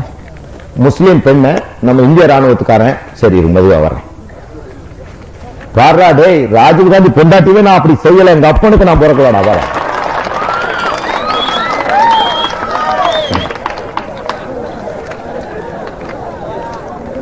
ஊருக்குள்ள பூந்து கையின்னு ஓட்டு கேட்டுக்கிட்டு எங்க இஸ்லாமிய சமுதாயத்தை 2ஆ பிளந்து விட்டுக்கிட்டு நீங்க என்னமோ பண்ணிக்கிட்டு திரிவீங்க பாருங்க. இது வந்து எனக்கு ஜெயவர்த்தனா எழுதிய கடிதம். இந்திய சர்க்காருக்கு ஜெயவர்த்தனா எழுதிய கடிதம். இந்த கடிதத்துல லங்கா காம் Lanka house Lanka in my number DHC ADM bar 15 from the commissioner of the team. This is to inform that Mr. Palani Baba is proceeding to Sri Lanka at the invitation of the Ministry of Muslim Religious Affairs of Sri Lanka. His expenses will be borne by the government of Sri Lanka. I shall be thankful if you could oblige in issuing no objection certificate to Mr. Muhammad Ali Ahmed Ali alias Palani Baba. Palani Baba India ஸ்ரீ லங்காவுக்கு வர்றாரு.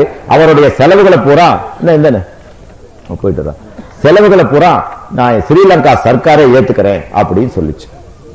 என்னோட செலவுகளை இலங்கை அரசு ஏற்றுக்கொள்வதாக சொல்லிச்சு. சரி, அதுக்கு அடுத்து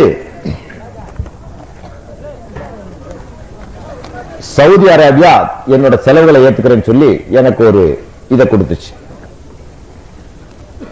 அதுக்கப்புறம் சவுதி ராஜா நேரடியா எனக்கு ஒரு நோ அப்ஜெக்ஷன் சர்டிபிகேட் கொடுத்து, இந்த மாதிரி அவர் எங்க வந்தாலும் அவரோட செலவுகளை நான் ஏத்துக்கிறேன், அவர் எங்க நாட்டுக்கு அனுப்புங்கன்னு சொல்லிச்சு.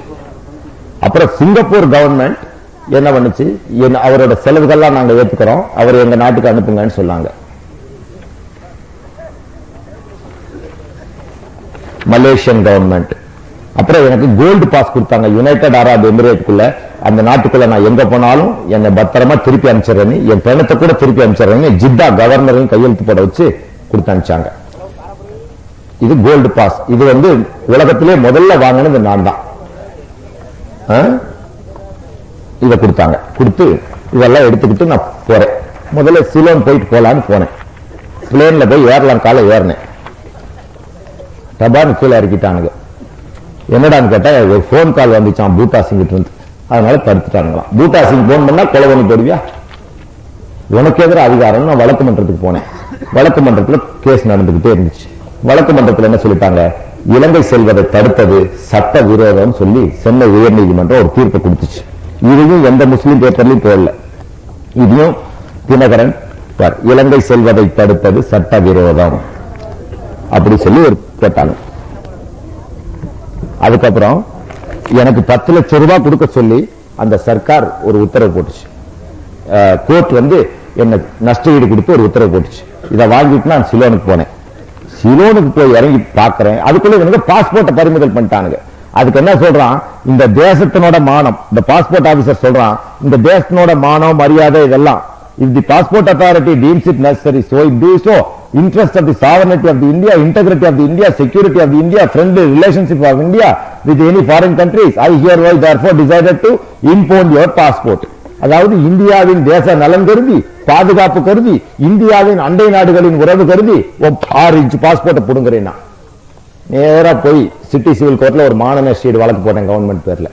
இந்த ஆபீசர் இந்தியா உலகத்தின் 4வது பெரிய ராணுவத்தை உள்ளது, இதனோட மான மரியாதையெல்லாம் இந்த 4 இன்ச் பாஸ்போர்ட்ல தான் இருக்குதுன்னு சொல்றேன் அப்படின்னு சொல்லி ஒரு மான நஷ்டஈடு வழக்கு போட்டு ஒரு டேமேஜ் சூட்டு ஒரு டெஃபர்மேஷன் சூட்டை போட்டு இன்ட்ரீம் டைரக்ஷனை வாங்கிட்டு நான் பாட்டுக்கு 4 மணிக்கு ஆர்டர் வாங்கினேன். 3 நாளுக்குள்ள நோட்டீஸ் கொடுக்கணும். வெள்ளிக்கிழமை சாயங்காலம் கொடுத்தேன், திங்கக்கிழமை ஆர்டர் வாங்கினேன். சனி ஞாயிறுல இல்லைன்னு சட்டத்துல சொல்லல. நேரம் எடுத்துட்டு என் பாட்டுக்கு கொழும்புல போய் இறங்கிட்டேன்.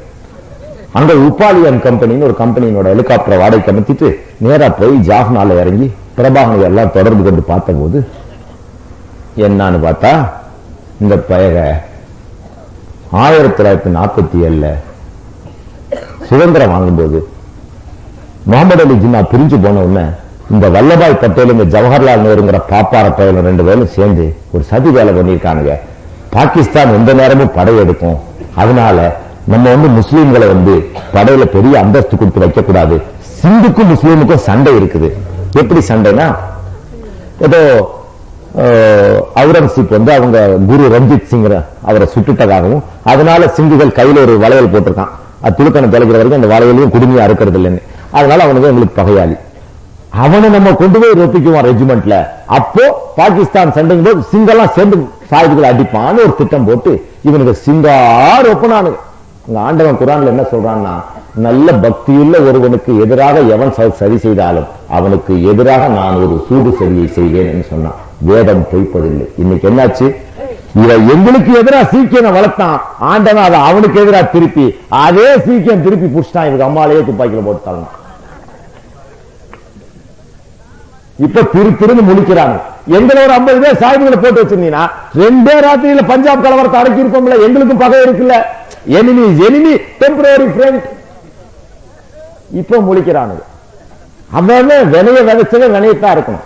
அந்த சிங்கு ரெஜிமெண்ட்டை கொண்டு அங்க விட்டுட்டான். உலகத்திலேயே வெள்ளக்காரன் கூட பிரிட்டிஷ் ஆர்மின்னு வச்சிருக்கான், ஜெர்மன்காரன் ஜெர்மன் ஆர்மின்னு வச்சிருக்கான், அமெரிக்காக்காரன் அமெரிக்கன் ஆர்மின்னு. இவன் ஒருத்தன் தான் ஜாதி பேர்ல ஆர்மி வச்சிருக்கவன். Rajput regiment, Madras regiment, Punjab regiment, ஜாதி பேர்ல ஒரு ஆர்மி வச்சிருக்கவன். நேரா சிங்கு ரெஜிமெண்ட் அங்க இறக்கணும்.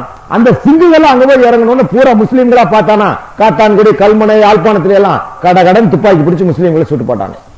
அங்க என்னாச்சு, அப்துல் ரஹீம்ங்கிற ஒரு விடுதலை புலி சில முஸ்லீம்களுடைய கபரஸ்தான்ல கொண்டு விடுதலை புலிகள் துப்பாக்கிகளை ஒழிச்சு வச்சுட்டாங்க.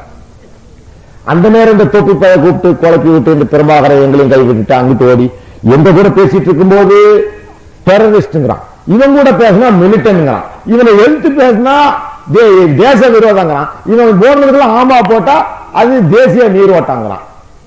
எங்களுக்கு இந்த காங்கிரஸ்காரனோட திட்டம் எல்லாம் தெரியும். சரி, இது என்ன நடக்குதுன்னு போட்டு நாங்க அங்க நடந்தது எல்லாம் வீடியோ பண்ணி எடுத்துக்கிட்டு நேரா சவுதி அரசு போய் கம்ப்ளைண்ட் கொடுத்து அங்க பார்த்தோம்.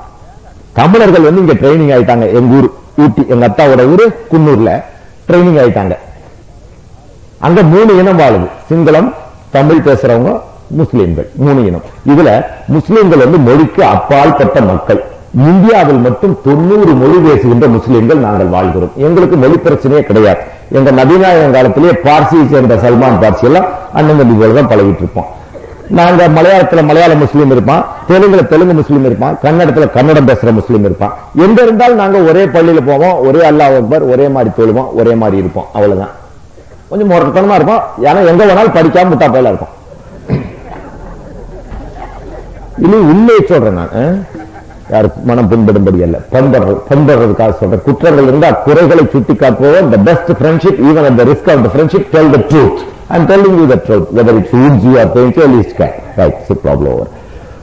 அங்க போய் அந்த முஸ்லிம் பெண்களை பிடிச்சவங்க என்ன பண்ணிட்டானுங்க, பல பெண்கள் இந்த ராணுவம் கற்பழிச்சிட்டாங்க. உடனே இந்த பிரதமருக்கு அதை கவனத்துக்கு கொண்டு இந்த பிரதம மந்திரி சைலண்டா இருந்துட்டான். இதெல்லாம் நான் போய் எடுத்து கலைஞர்களை கொடுத்துருவேன்னா என்ன தடுக்க பார்த்தானுங்க. நான் நேரம் அங்கிருந்து சவுதி சர்க்கார்ட்ட போய், சவுதி சர்க்கார் $200 பில்லியன் எனக்கு பணம் கொடுத்து அதை கொண்டு நான் ரிஹாபிலிட்டேஷனுக்காக அங்க ஜெயவர்தனாவோட அரசுக்கு கொடுத்தேன். என்னை அனுமதிச்சதை எதிர்த்து பண்டார நாயகாவின் மகன், என்னை தடுத்ததை எதிர்த்து பண்டார நாயகாவின் மகன் அன்னூரா பண்டார நாயகா அங்க பழனி பாபாவுக்கு அரசு தடை விதித்திருப்பது கண்டனத்துக்குரியதுன்னு அந்த பாராளுமன்றத்தில் போட்டதை வீரகேசரிங்கிற பத்திரிகையில போட்டிருந்திருக்கான். அப்புறம் நிறைய இங்கிலீஷ் பத்திரிகை எல்லாம் வந்திருக்கு. ரைட்.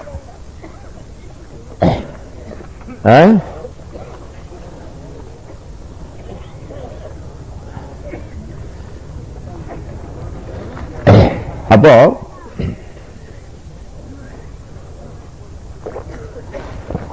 எவ்வளவு அகதிகள்னு கணக்கு போட்டோம். கணக்கு போட்டு எடுத்து வச்சேன். அந்த ஊர் பார்லிமெண்ட்ல எவ்வளவு முஸ்லிம்கள் கொல்லப்பட்டார்கள் நான் போன அன்னைக்கு கொடுத்த கணக்கு.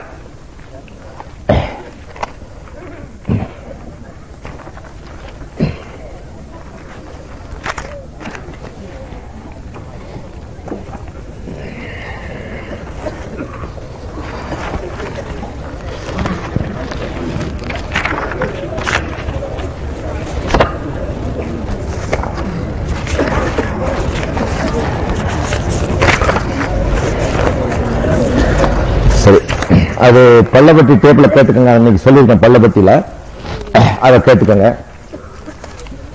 அங்க எத்தனை பள்ளிவாசல உடைச்சிருக்கான், எவ்வளவு முஸ்லீம்கள். பல லட்சம் முஸ்லீம் பெண்களின் தாலிகளை அறுத்த கொலைகாரன் கொள்ளைக்காரன் ராஜீவ்காந்தி. மறுக்க முடியுமா? அல்லது ஒரு மணி நேரம் அன்பார்ந்த முஸ்லீம் லீக் தொண்டர்களே, என் அருமை சகோதரர்களே, என்னை சுமக்க போகின்ற தோள்களே, ஒரு மணி நேரம் இந்த ராஜீவ் காந்தியிடம் சொல்லி எனக்கு டிவியை ஒரு மணி நேரம் கொடு.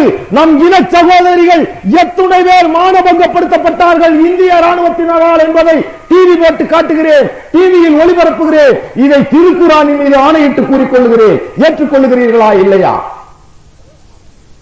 அல்லது உங்களுடைய நீக்கு தலைவர் அப்துல் சமதிடம் சொல்லி உடனடியாக இதற்கு உத்தரவு வாங்கி தாருங்கள். நம்முடைய இஸ்லாமிய பெண்களை இலங்கையில் இந்திய ராணுவம் கற்பழித்த காட்சிகளை நான் டிவியில் ஒளிபரப்பி காட்டுகிறேன். இது அல்லாஹ்வின் மீது ஆணையிட்டு கூறுகிறேன். மறுக்க தயாரா? இல்லை என்றால் மார்க்க விரோதினி, மார்க்க துரோகினி, முனாஃபிக்னி. உங்களுக்கு 10 நாள் டைம். இந்த 10 நாளுக்குள் ராஜீவ்காந்தியிடம் பர்மிஷன் வாங்கி கொடுங்கள். அந்த வெளிநாட்டில் இருந்து கொண்டு வந்த டிவியில் வீடியோ கேசட்டுகளை நான் போட்டு காட்டுகிறேன். திருக்குரானை கையில் வைத்து ஆணையிட்டு கூறுகிறேன்.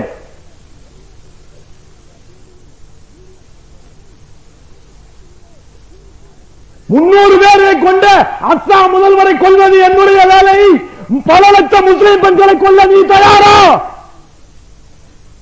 எந்த கைக்குடா ஓட்டு கேட்டு வந்தீங்க? கொலகார கைக்கா? இந்த பாமர மக்கள், படிக்காத பாமர மக்கள்கிட்ட வந்து காங்கிரஸ் வரவு, முஸ்லீம் லீக் பிரிவு, ஒழுக்கமா நடங்க. உங்களையும் கொண்டுட்டு நானும் தூத்துக்கு போக தயங்க மாட்டேன். ஜாக்கிரதை. குரானை கையில வச்சு நான் சொல்றேன். இதே மேடையில எப்ப மறுத்தாலும் சரி, வாங்க தோழர்களே, நம்ம மேடை, நம்ம ஊரு, நீங்க தூக்கி வளர்த்துற பையன் நானு. வா.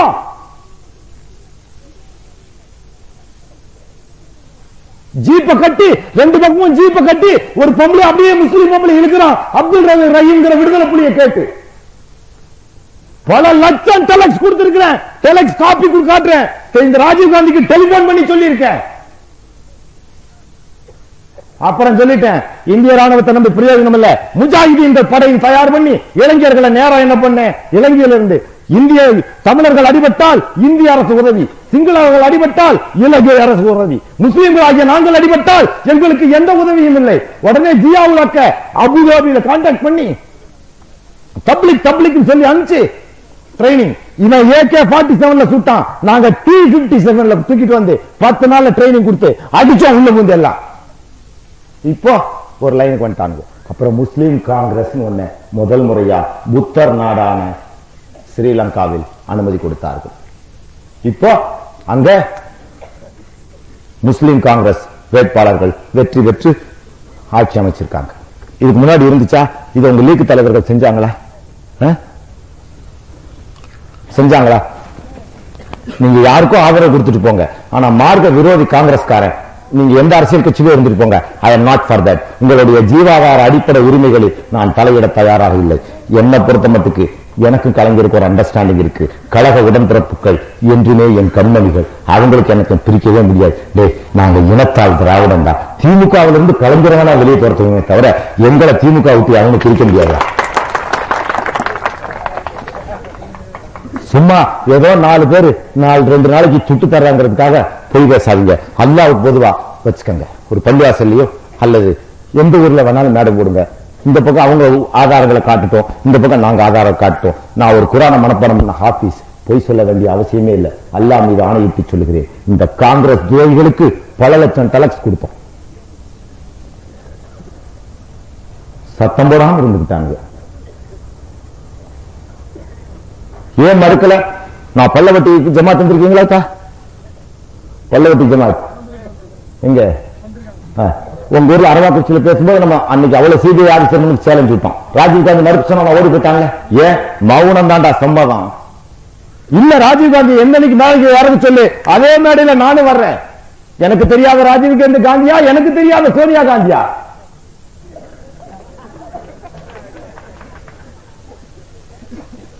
என்னமோ புதுசா உங்களுக்கு என்னமோ கை அட பாவிகளா, இந்த கைக்கு ஓட்டு கேட்டுத்தாண்டா நானே இன்னும் போன ஜெயில இருந்து வெளியே வர முடியாம இருக்கிறேன்.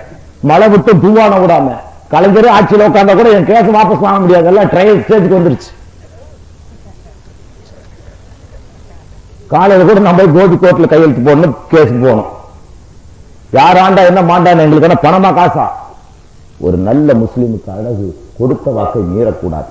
ரசூலுல்லாஹ்வினுடைய நபிகள் நாயகம் ஸல்லல்லாஹு அலைஹி வஸல்லத்தினுடைய அழகிய முன்மாதிரிகளிலே ஒன்று அவர் வாழ்ந்த 63 ஆண்டு கால வாழ்க்கை. அதில் 23 ஆண்டு காலம் அவர்கள் இஸ்லாமிய போதனையில் ஒரு நிமிடம் கூட வாக்கு தவறியதில்லை. அல் அமீன் என்று பெயர், நம்பிக்கையின் நினைவு சின்னம். அவர் வாக்கு தவறக்கூடாது. வாழ்வோ தாழ்வோ கலைஞரே, நீ ஆண்டாலும் சரி மாண்டாலும் சரி, உனக்கு ஏற்பட்ட எந்த நிலையும் நாங்கள் ஏற்றுக்கொள்கிறோம் என்று அன்று கை கொடுத்தே இன்று வரை கூட நிற்கிறோம். நீ எங்களுக்கு கொட்டி அளந்தாலும் சரி, நீ அளக்காட்டியும் சரி. ஏதோ 10 படி அரிசி அளக்கும் போது 10 அரிசி சிந்தி இருக்கும், செதறி இருக்கும். நீ சிந்தனை செதறதெல்லாம் நாங்க கணக்கு போடல. நீ அள்ளி போட்ட 50 படியை நினைச்சே உன்னை ஆசீர்வதிக்கிறோம். நீங்க எனக்கு துரோகமே பண்ணாலும் நாங்க திமுக காரங்க கூட தான் இருப்போம். ஏன்னா எங்களுக்குள்ள சில லிங்க், எங்களுக்குள்ள ஒரு அண்டர்ஸ்டாண்டிங் இருக்கு. உங்களுக்கு என்னமோ ஆகாய யாருக்கோ, எங்களுக்கு அதை பத்தி கவலை இல்லை. ஏன் நீங்க இதுவரைக்கும் எனக்கு ஒரு முறை கூட குரல் கொடுக்கல? அல்லாஹ் குர்ஆன்ல சொல்லி இருக்கிறார், உருவத்தொழும்பனுக்கு துஆ செய்யக்கூடாது. ஆனா எம்ஜிஆர் அவன் உயிரோடு இருக்கும்போது இந்த அவனுடைய பொதுக்குழுவிலே ராஜா முகமது என்ற முனாஃபிக்கை முன்மொழிய வைத்து, நூர்ஜஹான் ரஜாக் என்ற ஒரு பெண்ணை பின்மொழிய வைத்து, ஷரியத் பாதுகாப்பு சட்டம் நிறைவேறக்கூடாது என்று தீர்மானம் போட்டு அதை பல்ராம் ஜாக்கருக்கு அனுப்பியவன் தன்னுடைய பொதுக்குழு மூலியமாக எம்ஜிஆர். அவனுடைய கிட்னி பஞ்சரான போது அத்தனை பள்ளிவாசல் துவா கேட்டீங்க. ஒரு மார்க்க விரோதி, மார்க்க துரோகி. ஆனா மதுரை பள்ளிவாசல்ல பாங்க சொல்லக்கூடாதுன்னு சொன்ன உடனே அந்த டிஎஸ்பி நான் எழுத்து பேசி உடனே ராத்திரி 3 மணிக்கு எல்லாத்தையும் போட்டு நான் மைக்கு சொல்லி, அதனால் 15 நாள் என்னை சிறையில போட்டு கொடுமைப்படுத்தி இருந்தாலும் நான் வெளியே வந்து கேஸ் ஜெயிச்சு அங்க கூட்டம் போட்டேன். அதுக்கப்புறம் கான் அப்துல் கஃபார் கான், இப்படி எத்தனையோ பெரியவர்கள், நம்ம இஸ்லாமிய பெண்கள் பிவண்டியிலும் பம்பாயிலும் கலவரங்களில் முஸ்லிம்கள் அடிபட்ட போது ஏந்தாத கை ஒரு மார்க்க விரோதியின் கிட்னி பஞ்சரான போது ஏந்துச்சே. நீங்கெல்லாம் சகோதரனா தோழர்களே, ஏப்பா உங்க பத்திரிகை எல்லாம் என்னை பத்தி எழுதல? இத்தனை பத்திரிகை எழுதியிருக்கானப்பா, உலகம் பூரா இத்தனை பத்திரிகையில போட்டிருக்கானப்பா. நான் மார்க்கத்துக்கு விரோதமானவனா? அப்படி என்ன விரோதத்தை செய்திருந்தேன்? விரோதமான செயல்களை செய்திருந்தால் இந்த தமிழ்நாடு சர்க்கார், இந்திய சர்க்கார் சும்மா இருந்திருக்குமா?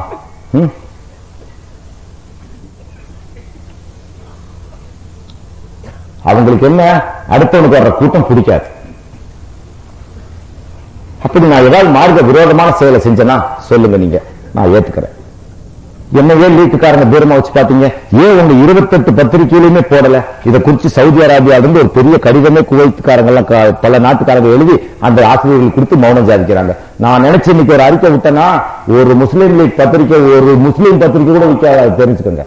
முஸ்லீம்களுக்கு எனக்கு இருக்கிற உறவு எப்படின்னா யாரும் பிரிக்க முடியாது, அதை தெரிஞ்சுக்கோ.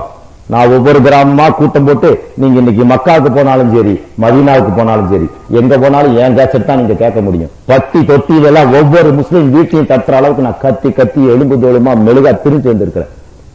20 வருஷத்துக்கு முன்ன, இந்த 22 வருஷத்துக்கு முன்ன 68 இந்த ஊரை விட்டு போனேன்.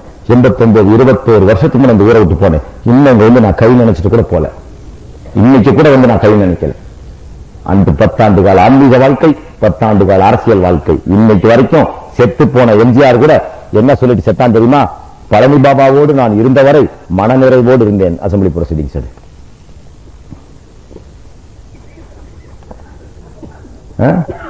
நவம்பர் மாசம் 79ஆம் தேதி எம்ஜிஆர் சொல்லியிருக்கான், பழனி பாபாவோடு இருந்தவரை நான் மனநிறைவோடு இருந்தேன் சொன்னான். நாங்க அன்னைக்கு ஒரு 10 வருஷம் கிறிஸ்துவர்களுக்காக ஒரு 5 வருஷம் பாடுபட்டோம். அதுக்கப்புறம் தாழ்த்தப்பட்ட மக்கள், சமூக மக்களுக்காக. என் அருமை தாழ்த்தப்பட்ட சமுதாய மக்களே, சற்று சிந்தித்து பாருங்கள். டாக்டர் அம்பேத்கர் அவர்களால் எம்ஜிஆர் சொன்னார், இந்த சட்டமன்ற தமிழ்நாடு பேரவை நடவடிக்கை பணித்துறை வெளியீடு 8 நவம்பர் 1979, வால்யூம் 35, நம்பர் 1, பக்கம் 69. கலைஞர் கேட்ட கேள்வி கண்டன தீர்மானத்தின் போது எம்ஜிஆர் பகல் 11 மணிக்கு எம்ஜிஆர் கொடுத்த பதில். அவ்வப்போது அவர் என்னை அழைத்து பேசுவதும், அவ்வப்போது நான் பேசும்போதும், பழகும் போதும், சொல்லும் போதும் எனக்கு மனநிறைவாக இருந்தது என்று சொல்லி இருக்கிறார் எம்ஜிஆர். அப்புறம் சேலத்தில் உள்ள மைனிங் லேசி எல்லாம் நான் தான் எடுத்து கொடுத்து இன்னைக்கு தமிழ்நாடு சர்க்காருக்கு 360 கோடி ரூபாய் வருடம் வருமானம் வந்து கொண்டிருக்கிறது மார்வாடிகள் கையில் இருந்து. அது கூட எங்க அந்த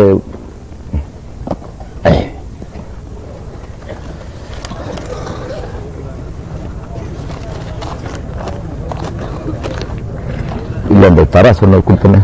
அப்துல் சமதத்தை படிச்சுட்டு இருந்தாரு. சரி, அது தராசு பத்திரிகையில கூட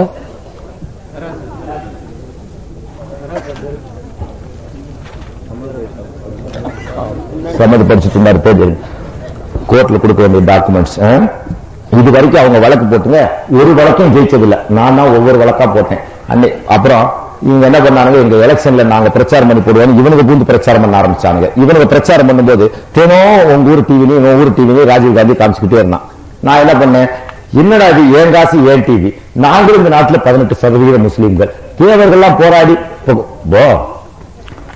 ஊரில் ஒரு பகுதி பஞ்சாப், அதுல காலிஸ்தான் கேட்டான். அதுவே குற்றம் என்று சொல்லி ப்ளூ ஸ்டார் ஆபரேஷனும் பிளாக் தண்டர் ஆபரேஷன் செய்து 30,000 ராஜபுத்திர பெண்மணிகளின் தாலிகளை அறுத்த கொலைகாரன் இந்த ராஜீவ் காந்தி. அந்த ஒரு பொம்பை இந்திரா காந்திக்காக அழுதிங்க, அந்த 30,000 இளம்பெற விதவைகளுக்காக நீங்க அழுகக்கூடாதா? இவங்களோட மாரடிக்கவே முடியாதுங்க. இந்த 2% பிராமண மக்கள் எப்பொழுதும் உங்களை கொன்று கொண்டே இருப்பார்கள். அதனால்தான் நாங்க தலித்னு ஒரு இயக்கத்தை வச்சுக்கிட்டு அந்த இயக்கம் மூலியமாவே இயக்க ரீதியாகவே நாங்க செயல்பட்டுக்கிட்டு போறோம். நான் பார்த்தேன், டிவியில என்ன ராமாயணம் காட்டுறான், மகாபாரதம் காட்டுறான், முஸ்லீம்களை பத்தி ஒண்ணுமே காட்ட மாட்டேங்கிறான், கிறிஸ்தவனை பத்தியும் காட்ட மாட்டேங்கிறான், ஐயப்பையர்கள டான்ஸே காட்டிட்டு இருக்கிறான். அதை விட்டா ஒரு நாளைக்கு 6 தடவை ராஜீவ் காந்தியை காட்டுறான். செய்தி சுருக்கத்துல, அப்புறம் பிரதமர் தனி விஜயம், அப்புறம் செய்தியில, அப்புறம் ஆங்கில செய்தியில, காலையில மறுபடியும். என்னடான்னு பார்த்தேன், எங்களுக்கெல்லாம் என்ன இந்த நாட்டில் உரிமையே இல்லையா? உடனே நான் என்ன பண்ணேன், ராஜீவ் காந்தி எலெக்ஷன் முடிவு வரைக்கும் காட்டக்கூடாதுன்னு ஒரு ரிட்ட போட்டேன். சென்னை உயர்நீதிமன்றம் தீர்ப்பு கொடுத்துச்சு பாருங்க. எல்லா அரசியல் கட்சி தலைவரும் கத்தினாங்க, கலைஞர் உள்பட. நான் பார்த்தேன், எது கத்திக்கிட்டு நேரா போனேன். ராஜீவ் காந்தி காட்டுறதுன்னா என்னையும் காட்டணும், என்னைய காட்ட விட்டுனா நான் கண்டதை கொண்டு காட்டுவேன். சென்னை டெலிவிஷன் நிலையம் மீது வழக்கு, ராஜீவ் குடும்ப சொத்துவாக பயன்படுத்துவதை தடை செய்க, சென்னை உயர்நீதிமன்றம் தீர்ப்பு. இது வெளியிட்டது தினகரன் 8/12. அதுக்கப்புறம் தான் தேர்தல் பிரச்சாரத்தை காட்டாம விட்டான். கையை ஒடிஞ்சோட பிரதமர் என்ன பண்ணா, ராத்திரின் பகலும் ஹெலிகாப்டர் போட்டு இங்கேயும் அங்கேயும் குதிச்சு பொண்டாட்டி கூட்டிட்டு ஊர்வலம் வந்து என்னமோ வந்து பார்த்துட்டு விட்டான், ஓட்டம் தீஞ்சான். அப்போ இவனுங்க நினைச்சா எதவனா எலக்ட்ரானிக் ட்ரெஸ்பாஸ் பண்ணிக்கலாம் அப்படின்னு நினைச்சிட்டாங்க. கொஞ்ச நாள் தாழ்த்தப்பட்ட சமுதாய மக்களுக்காக நாடகம் ஆடினான். கடைசியில மராட்டிய மாநிலத்தாராலேயே வெளியிடப்பட்ட புத்தகத்துல மகாத்மா காந்தியை பார்த்து டாக்டர் அண்ணல் அம்பேத்கர் அவர்கள் அரசியல் சாசன சட்டத்தை நிர்மாணித்த அம்பேத்கர் அவர்கள் கேட்கிறார், மகாத்மா காந்தி, ஏதேதோ காரணங்களுக்காக உண்ணாவிரதம் இருந்திருக்கிறீர்கள், 21 முறை உங்களுடைய வாழ்நாளில் நீங்கள் உண்ணாவிரதம் என்ற ஒரு ஆயுதத்தை தாங்கி இருக்கிறீர்கள். ஆனால் ஒரு முறையாவது இந்த தீண்டாமை எதிர்த்து, தீண்டத்தகாத பாமர மகனை எதிர்த்து, அவர்கள் கோயிலுக்குள் விடக்கூடாது என்ற சட்டத்தை எதிர்த்து நீங்கள் எப்போதாவது ஒரு முறையாவது நீங்கள் உண்ணாவிரதம் இருந்தீர்களா என்று கேட்டார். இது மராட்டிய மாநிலமே வெளியிட்ட புத்தகம். டாக்டர் அண்ணல் அம்பேத்கர் என்பவர் சாதாரண ஆளல். ஏதோ கோடம்பாக்கத்தை டாக்டர் பட்டம் வாங்கிட்டு வரல, கொலம்பியா யூனிவர்சிட்டியில அமெரிக்கால போய் படிச்சார். அவருக்கு இங்க படிக்கும் போது சரியான வசதி இல்ல, போர்டை போய் அழிச்சாரு. அவர் ஒரு சாதாரண ஹரிஜனன் அப்படிங்கிறதுக்காக எல்லா பள்ளிக்கூடம் விட்டு வெளியே நடந்துட்டாங்க. அப்படி இருந்து வாசல்ல இருந்தே படிச்சு இன்னைக்கு அந்த அம்பேத்கர் எழுதி வச்சதுனாலதான் என்னால கூட எம்ஃபில் வரைக்கும் படிக்க முடிச்சது. எங்களுடைய நன்றிக்குரியவர் அம்பேத்கர்.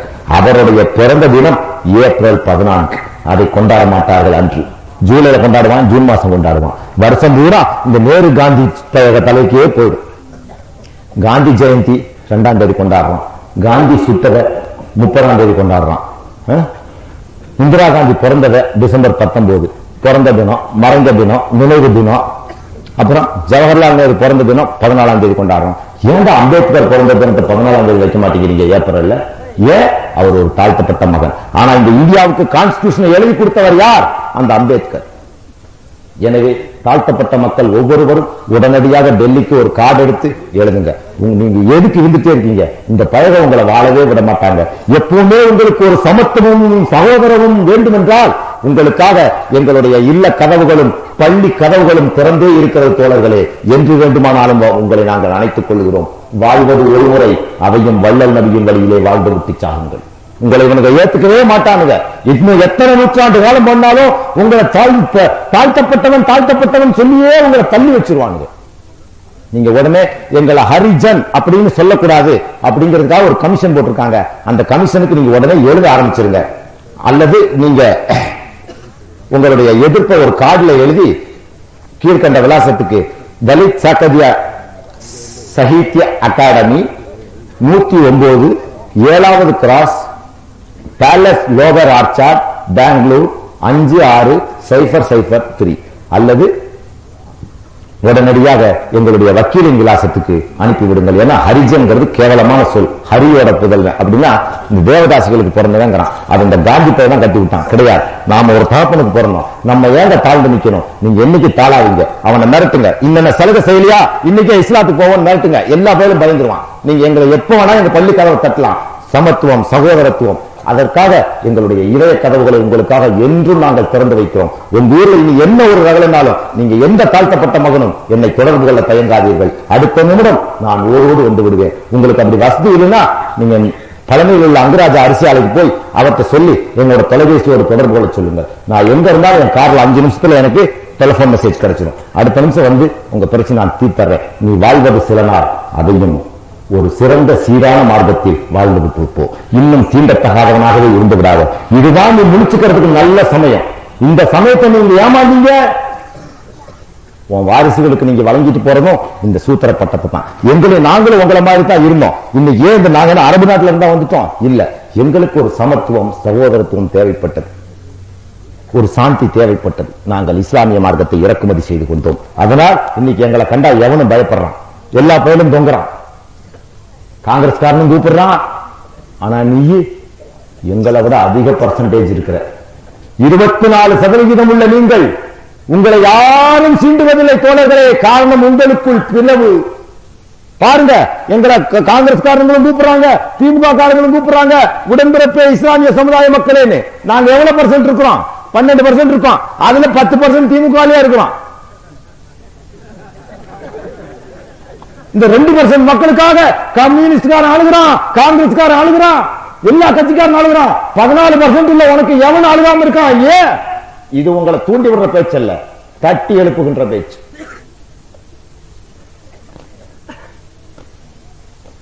நீ ஏன் சும்மா இருக்கிற? தலித் இயக்கத்தில் இன்றே இல்லை என்றால் மனமாற்றத்தை தேடிப்பார், கிடைக்கவில்லை என்றால் மனமாற்றத்தை சொல்லு. அதை பத்தி கவலையே படாத. உங்களை எவன் தொட்டாலும் அதுக்கப்புறம் நாங்க பாத்துக்கிறோம். எங்கள்கிட்ட ஒரு யூனிட்டே இருக்கு. என்னைக்கு வேணாலும் வா. இந்த இந்தியாவில் உள்ள அனைத்து பள்ளிகளும் 10 அடிக்கு ஒரு பள்ளியின் கதவுகள், இதய கதவுகள் உன்னை அணைக்க காத்துக் கொண்டிருக்கிறது. இன்னும் பூரி சங்கராச்சாரியாரெல்லாம் வெளியே நிக்க சொல்றான், சூத்திரன் தான் சொல்றான், விபச்சாரி மகன் தான் சொல்றான். நாங்க தான் உங்களை சகோதரன் சகோதரன் கூப்பிட்டு இருக்கோம். நீங்க உங்க பழைய பகையெல்லாம் மறந்து ஆயக்குடிக்காரங்கள் எல்லாம் மனசுல வச்சுக்காம, பழைய குடிக்காரங்களை மனசுல நினைச்சுக்காம, பழனிக்காரன் மனசுல நினைச்சுக்காம தூக்கி ஏறி ஒரு சமுதாயத்தையே விழிப்புறச்சை.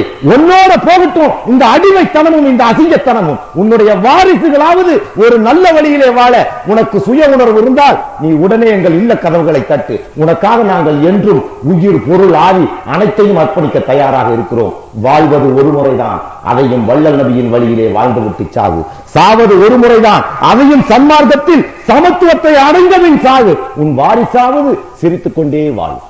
இல்லைனா நீ இன்னும் நாசமா தான் போவ. வேண்டாம் சகோதரனே, வா. உங்களை எவனும் சீண்ட மாட்டான். எந்த அரசியல் கட்சி ஏதாவது சொல்லுவா, சத்தியமா சொல்றேன், எல்லாரையும் சேர்த்து சொல்றேன். உங்களை எவனும் அணைச்சுக்க மாட்டான். நான் உனக்கு சொல்றது சத்தியமான நித்தியமான உண்மை. நீ என்னைக்கும் தீண்டாமையிலிருந்து விடுபட வேண்டுமானால் ஓடிவா, எங்கள் இல்ல கதவுகளை தட்டு. உனக்காக திறந்தே வைத்திருக்கிறோம். எங்கள் பள்ளியின் கதவுகள் உனக்காக என்னைக்கு எந்த நிமிஷமும் திறந்திருக்கும். நீ என்னைக்கு தீட்டுப்பட்டவன் அல்ல, நீயும் இறைவனால் படைக்கப்பட்டவன். அப்புறம் அந்த பாங்கு சொல்ற பிரச்சனையை எடுத்து சொன்னான். எங்க பாங்கு சொல்வதை எதிர்த்து அதிமுக அரசு பாங்கு எதுக்கு நான் சொல்றேன் தெரியுமா? முட்டாள், அவனுக்கு என்ன தெரியும் காங்கிரஸ் காரனுக்கு சரித்திரம். பாங்கினோட குரல் இப்போ மணி 11:15. இப்போ